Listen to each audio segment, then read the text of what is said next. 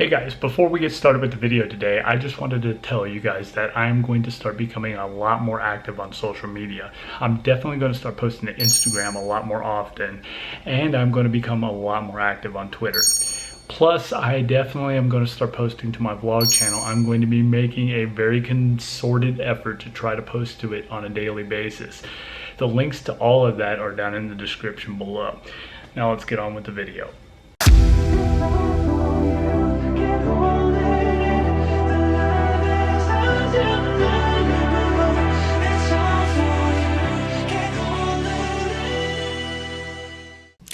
Hey there everybody, welcome back to the channel. Appreciate you being here. I am making a video today in response to a commenter I had in my comment section. I was going through my comment section and I saw a comment here by a person. I was going to blur the name, but what's the point? You could go through the comment section and find this person's comment. So anyway, I'm responding to Colin Howard's comment that he left a couple days ago in regards to my Zizzo Liberté review video. Now, first off, before we get into it, I do not want this video to be misconstrued as some sort of derogatory response video, okay? I am very grateful and appreciative that he left a comment on my video. I just thought that he made some really interesting points that I felt were worth addressing in a video. Let's get into the video. Okay, Colin says, okay, I'm a big fan of yours. Appreciate that, okay? Even though I don't think of you guys as fans, I think of you more as friends. You see, I was thinking about this the other day, and I'm thinking, you know, if I knew most of my subscribers in real life, I would think that, you know, we would have a lot in common, and we'd probably go on bike rides together. So just throwing that out there, I consider you guys friends. But you have missed a few points here. And he talks about brakes. He goes, I wish people would stop asking for disc brakes. They are maintenance hell. I agree with you. Proper V brakes work. Never said they didn't. And surprisingly, so do the brakes on the Brompton. Believe me, I know. I rode down a 14,265-foot mountain on them. I know that the Brompton brakes work, and they work really, really well. They also look really ugly. That's your opinion. There's a lot of people I know that think the disc brakes look really, really tough. They're just a fad. This I couldn't disagree with you more on. People have been riding without discs for decades. They are marketing hype in general. Where to begin with this? Okay, look. They're not just a fad. And I'm going to say this in the most loving way I possibly can, but you have smoked your lunch if you think disc brakes are going anywhere anytime soon. Like I said, I don't disagree with you on the maintenance. The maintenance is a little bit higher. I've owned all kinds of disc brake bikes. My gravel bike was disc brake. A couple of my mountain bikes were disc brake. One was cable driven, one was hydraulic.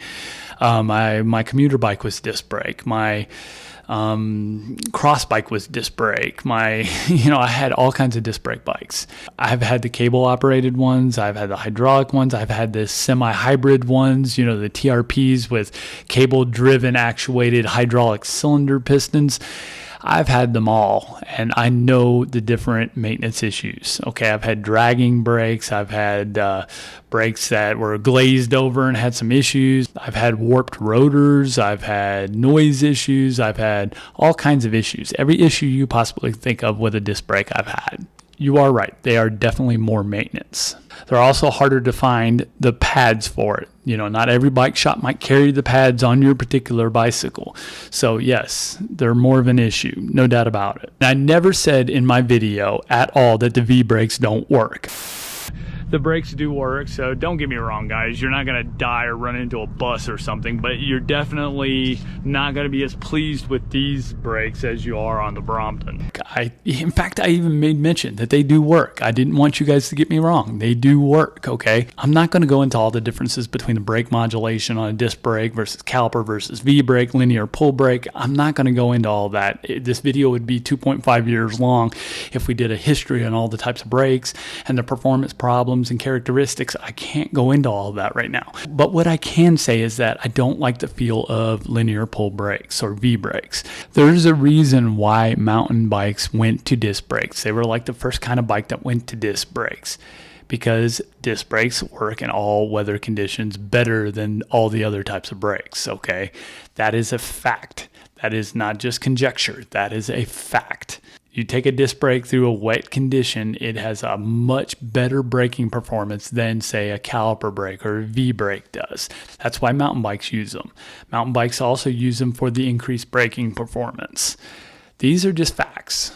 A lot of your other types of bikes, like your cross bikes and your touring bikes and your road bikes and everything, are using disc brakes more and more for the same reasons that mountain bikes use them for. Better braking performance, more consistent braking performance in all weather conditions. These are reasons why a lot of bikes are going to disc brakes.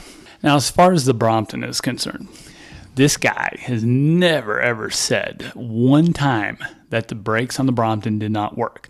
The brakes on the Brompton are, if you look at the brakes on the Brompton, the caliper, that's the size of a full-size bicycle's caliper on such a small wheel.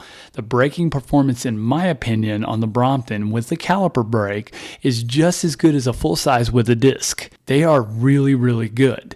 And like I said, I rode down a 14,200 foot mountain on the Brompton, and I was like scared to death. I was like, I was freaking out, because when you start getting the Brompton up to 45, 50 mile an hour, that thing just starts oscillating like crazy. And I'm telling you, it's enough to scare you. So what are you going to do? You got to hold those brakes and slow that bike down, man. You can't keep going that fast. You're going to fly right off that bicycle. It's just not built for those kinds of speeds.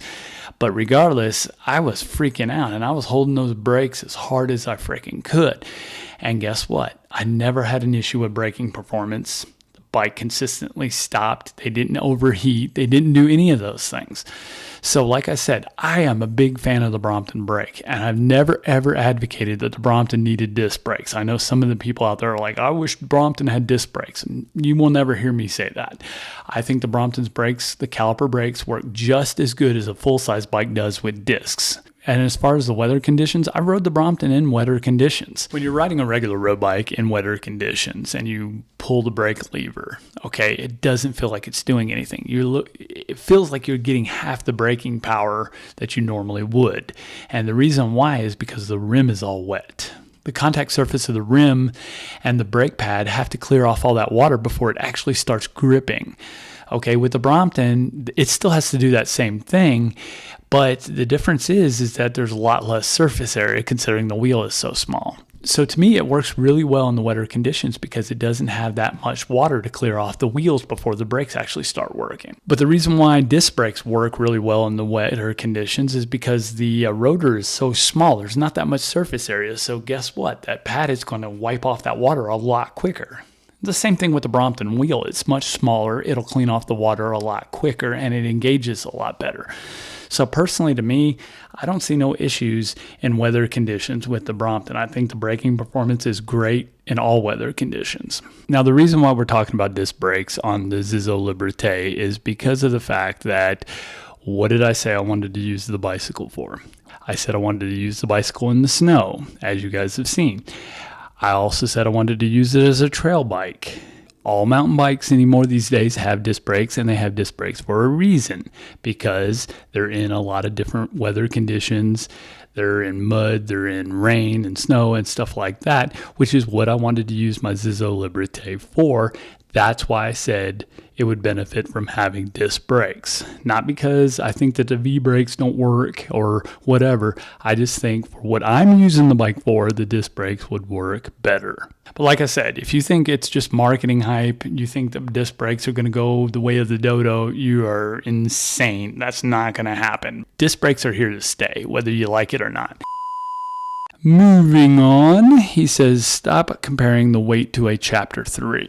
This is the part of the video on the Zizzo review video where I compared the Zizzo with the weight of the chapter 3, because the Zizzo only weighs 23 pounds. And he says here, stop comparing it with the chapter 3. The Brompton SL is the same weight as the chapter 3 for a lot less money. You are paying for a fancy paint job and a saddle. Otherwise, all is the same. In my video, if you guys go back and watch this video, I asked Chuck, I specifically asked him, what is the difference between a Superlight and the Brompton Chapter 3? How much different are these than a regular Superlight? They're not at all. I didn't think there was too much other than paint. Yeah, he said nothing. So nobody knows better than I do that there is not that much difference between a chapter 3 and a regular superlight. And I know there's no weight difference. I don't know if you think that. I think that the chapter 3 is lighter than the superlight, and that's why I'm comparing it with the chapter 3. That's not what I'm doing. I'm only comparing it with the chapter 3 because that's a bike I own. I don't own a superlight. I own a chapter 3. So when I'm comparing the Zizzo, I'm comparing it with something I already own. So I think your point here is just a misunderstanding of what I think the Brompton chapter 3 is. Finally, and most importantly, okay, stop. Before we talk about this section, this is the section I really wanted to focus on because this is the part where he made a lot of good points. And this is what I want to talk about. Finally, and most importantly, why did you not pick up on the fact that the gear system is a derailleur, which is on the outside when folded, as compared to the Brompton, when A, it has no derailleur, and B, even then, the system is folded up inside. It's not that I didn't pick up on it. I knew that, okay? But I think it was kind of understood, especially when I was talking about the cost of this bicycle. And when I was trying to compare it to the Brompton, it was because I wanted to compare some of your main features. The fact that you can fold it up, the fact that it is compact, the fact that you can take it with you. You can put it in your trunk. You can take it on an airplane with you. There's lots of benefits, very similar benefits to the Brompton. Okay, but I also wanted to make it understood that it is a $429 bicycle. Okay, it is a cheap bicycle, a much cheaper bicycle than the Brompton. My black bicycle was over 4 times as much money. Okay, so with that being said, you can't expect that the design is going to be as complex or as ingenious as the design on the Brompton. It's just to be expected. You're not going to have an internal geared hub. That is not going to happen at that price point. Internal gear hubs allow you to have shifting without having a derailleur system. Okay, this bike does have a derailleur system. I understand it is on the outside. This is just stuff that I thought people understood just because they saw the bicycle and they saw the price point and they understand that certain concessions are going to have to be made because of the fact that the bike is nowhere near as expensive. He says, I had a Dahon of a similar type of fold, and a couple of things happened. One, I consistently got oil on my trousers. But worse, two, if you're doing a lot of commuting and bumping into the derailleur system, you're constantly knocking them out of shape and readjusting them. I dread to think what would happen if I ever put it on a plane. As far as the getting oil on your trousers type of thing, it's just one of those things where you just got to be mindful. Okay, when you have this bicycle and you fold it up, you have to be mindful that one side is exposed. Okay, so when you're carrying the bicycle with one of your hands, whether it's the left or the right, you got to make sure that the bike is turned in such a way that the chain is facing outside. That just takes 5 seconds to be a little bit mindful about how you carry the bicycle. And even if you can't be bothered with that, what you can do is they make covers for the actual whole drivetrain on these bicycles. They make them and they zip up and you can cover the whole thing. That way, if you don't want to be bothered with thinking about which side the bicycle is facing, if you did hit into the chain, it's covered and you don't have to worry about it. So there are options, but most of it is just being mindful how you carry the bicycle. Second of all, you talked about the derailleur getting bumped. Okay, look, Zizzo, and we're going to talk about the Zizzo website in the next video. Zizzo actually makes a derailleur protector.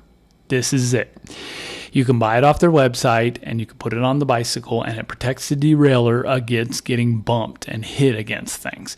Even if Zizzo did not make one, they make these type of things for all kinds of bicycles because this is not just a folding bike problem. Every bike with a derailleur has this problem. If you drop the bike on its side, if the bike gets bumped, whatever, if you crash it, everybody has to worry about knocking their derailleur out. So they've made these little protectors for years, and you can get them for any bicycle, but Zizzo makes their own. So guess what? You can protect your derailleur from getting knocked and bumped. Furthermore, when you're riding in an airplane, okay, there's 2 different types of cases that you can get for the Zizzo. You can get the hard case, and then you can also get these little bag cases.